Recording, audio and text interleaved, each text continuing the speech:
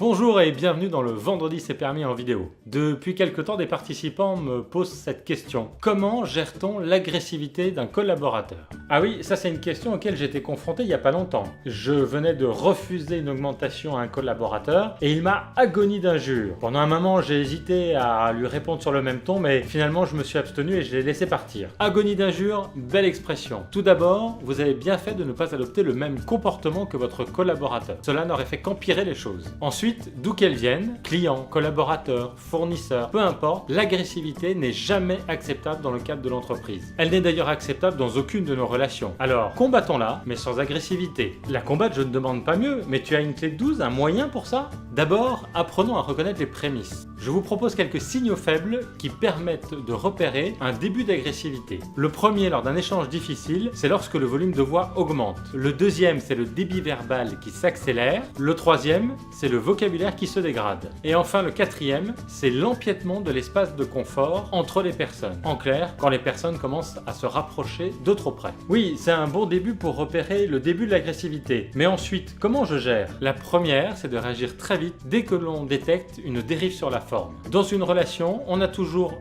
deux devoirs. Le premier, c'est de respecter notre interlocuteur. Le deuxième est de se faire respecter par notre interlocuteur. Il va donc falloir lui proposer une alternative. Soit il accepte de se recadrer sur la forme, soit on va devoir arrêter cet entretien. L'erreur serait d'accepter que l'agressivité dégrade la relation et que mon interlocuteur pense qu'il a pris le pouvoir sur moi. Aucune situation justifie que l'on accepte l'agressivité de notre interlocuteur. Qu'il soit le meilleur vendeur de l'entreprise, le client le plus important ou votre patron, rien ne justifie que l'on accepte une agressivité. En effet, accepter une agressivité, c'est envoyer à l'interlocuteur deux messages. Le premier, qui consiste à lui laisser penser que son attitude est acceptable et donc à l'autoriser implicitement à reproduire ce comportement agressif. Et donc à l'autoriser implicitement. Et le deuxième serait de montrer que l'on a peur de lui, que l'on est faible. Si nous nous taisons ou si nous laissons faire, il arrivera un jour où l'un des deux désertera la relation. Et si vous aussi vous posez des questions sur ce sujet, n'hésitez pas à nous en parler, nous y répondrons ensemble avec plaisir.